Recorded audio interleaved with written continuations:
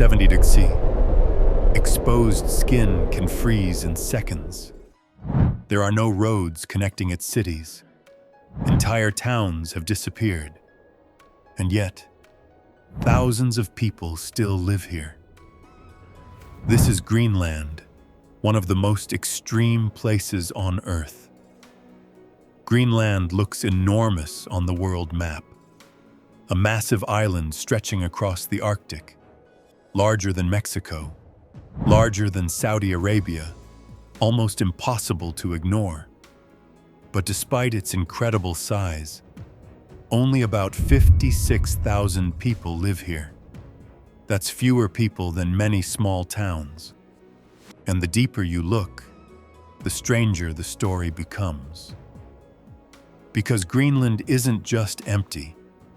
It's a place where entire towns have vanished, where some villages have only a handful of children left, and where traveling between cities often means flying over hundreds of kilometers of ice. Even today, many communities remain isolated for days when storms arrive. So the real mystery isn't why Greenland looks remote. The real question is this: why does almost nobody want to live here? To understand that, we need to explore the forces shaping life on the world's largest island. And once you see them, the story of Greenland begins to look very different. In most countries, roads connect everything. Cities, towns, villages, all linked together by highways that stretch for thousands of kilometers. But Greenland is different. Here, roads simply stop at the edge of town. There are no highways connecting cities at all, not one. Across this massive island, every settlement exists as its own isolated world. Greenland's population of roughly 56,000 people lives in just 17 towns and around 50 small villages scattered along narrow strips of ice-free coastline. And between those settlements, nothing but mountains, glaciers, and the enormous Greenland ice sheet. Which means traveling between towns is impossible by car. If you want to go from the capital Nuuk to the famous iceberg town Ilulissat, you cannot drive. Your only options are airplanes, helicopters, boats, or sometimes dog sleds. In fact, Greenland has only about 380 kilometers of roads in total, and almost all of them are inside individual towns. Nuuk itself, the largest city, has Greenland's only traffic lights, and even the country's only road tunnel. But once you reach the edge of town, the road simply ends, and beyond that lies wilderness. Because of this, every settlement must operate almost like its own tiny country. Each town needs its own schools, hospital, power plant, shops, harbour, airport. Everything must exist locally, because travelling somewhere else isn't simple. Even basic supplies depend on ships or aircraft arriving from distant ports.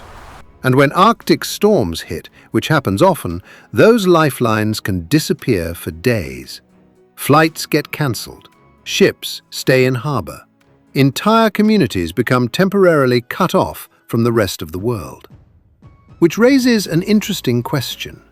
If simply travelling between towns is this difficult, what happens when people decide to leave completely? That's where Greenland's story becomes even more unusual, because across the island, entire settlements have already disappeared. Scattered along Greenland's icy coastline are houses painted red, blue, and yellow. At first glance, they look like ordinary Arctic villages, but many of them are empty. Doors closed, windows dark. Communities that once existed here have simply vanished. Greenland is filled with ghost towns, places where families lived for generations, until one day, everyone left. One of the most famous examples is Ilulissat. In the early 20th century, Ilulissat was a thriving coal mining town. More than 1,400 people lived here. There were schools, shops, churches, and busy streets filled with workers. But in 1972, everything changed. The mine closed. And without the mine, the town had no economic future. Authorities ordered the entire population to relocate. More than 1,000 people were forced to move to distant towns across Greenland. Families were separated, communities dissolved, and within months, Kulasat became completely abandoned. Today, only ruins remain. Rusting buildings, an empty cemetery, and the silent memory of a town that once thrived in the Arctic. But Kulasat isn't the only example. Another village, Kornok, near Nuuk, was officially shut down in 1971. Residents were relocated, services disappeared, and slowly the village faded away. Today, only a handful of former residents return in summer, but during most of the year, Kornok sits empty, quiet, frozen in time. Across Greenland, dozens of small settlements share similar stories. Places where schools closed, jobs vanished, and families gradually moved away. Which leads to another mystery. If entire towns have already disappeared, what's happening to the villages that still remain? Because in many of them, something even stranger is happening. The next generation is leaving, and sometimes only a few children are left behind. In a small coastal village called Okatsut, the local school has just one classroom. Inside, a single teacher teaches 5 students. That's the entire school. 5 children, ranging from 6 to 12 years old. But even this tiny classroom may not exist much longer, because every one of those students plans to leave. When they reach their teenage years, they will move away to attend high school in Nuuk or another larger town. And when they go, the school will close. Because without children, there is no reason for a school to exist. This pattern is happening across Greenland. Decades ago, most Greenlanders lived in small settlements. In the 1940s, nearly 70% of the population lived in villages. Today, that number has dropped to about 7%. Young people leave to study, to find jobs, to experience life beyond their remote hometowns. And once they leave, many never return. Education plays a major role. Small villages rarely offer secondary schools. So by age 16, students must move away if they want further education. Some go to larger towns, others travel to Denmark. And with each generation, the villages grow quieter. Another change is happening as well. In many traditional communities, women leave at higher rates than men, often seeking education and careers in cities. This creates a demographic imbalance. Some villages are now populated mostly by older residents and male hunters. And when the last child leaves, families often follow. Without schools, medical services, or economic opportunities, it becomes difficult to justify staying. Slowly, settlement after settlement begins to fade, which raises a deeper question. Why are these communities so fragile in the first place? The answer lies in Greenland's environment. Because living here means facing one of the most extreme landscapes on Earth, an island of ice and darkness. Greenland may appear enormous on a map, but most of the island is completely uninhabitable. About 80% of Greenland is covered by a massive ice sheet, in some places more than 3 kilometers thick. This ice sheet dominates the entire landscape. It moves slowly like a frozen river, creeping toward the coast. Building cities on it would be impossible, which is why nearly all Greenlanders live on narrow strips of ice-free land along the coastline. Even there, the environment can be unforgiving.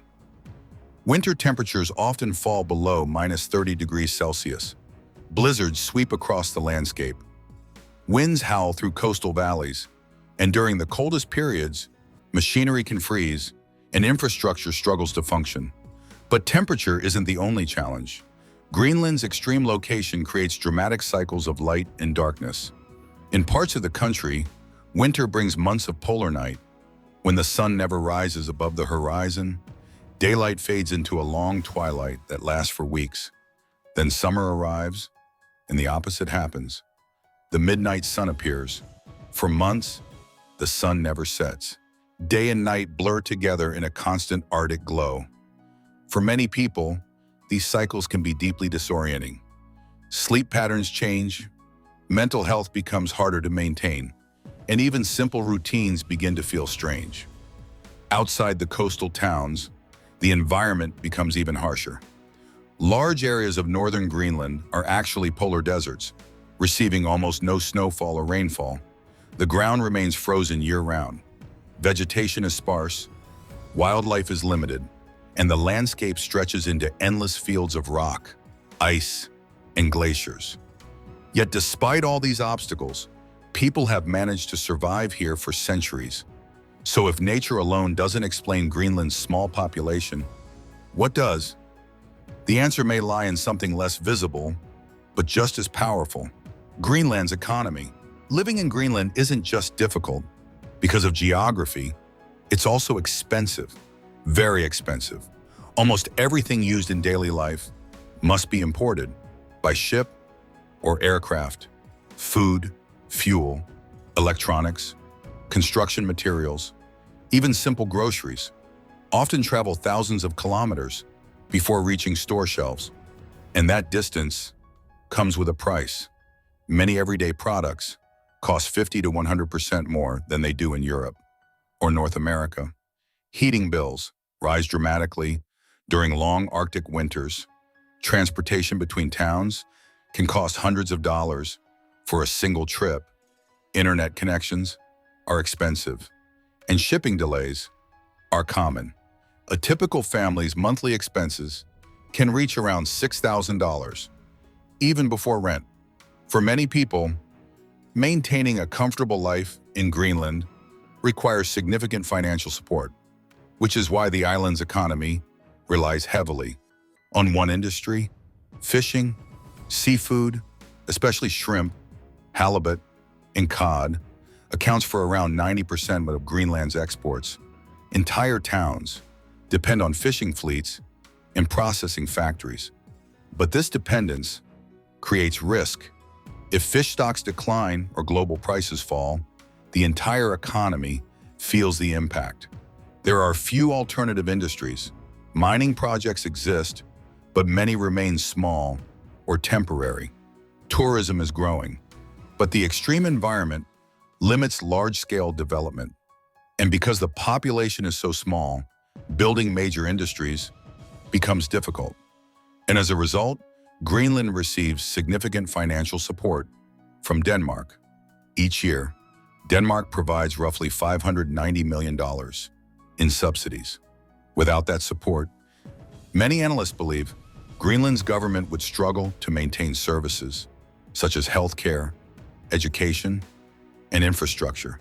But economic challenges alone do not explain everything, because Greenland's modern history contains another powerful force that reshaped life across the island, one that still influences communities today.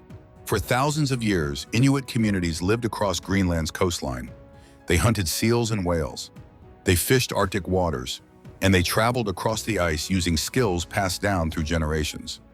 But in the mid-20th century, everything began to change.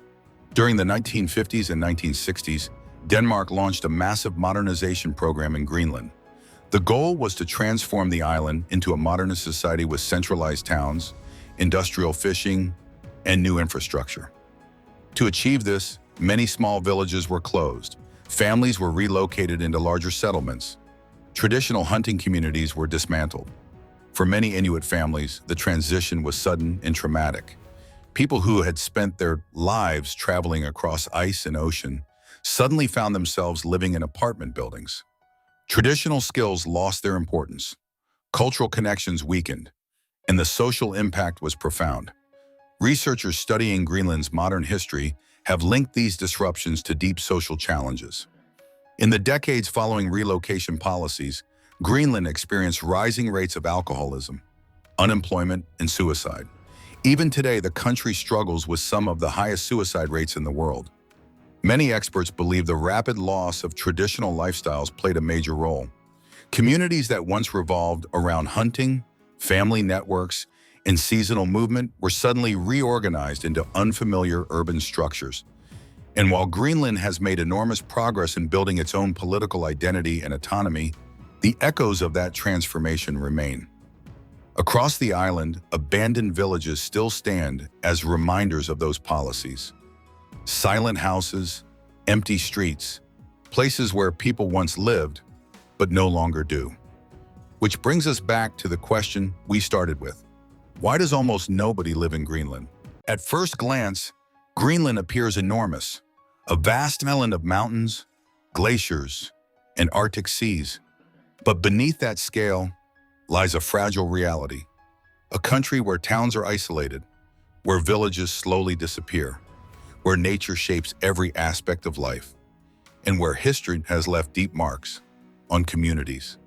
For the people who call Greenland home, life here requires resilience.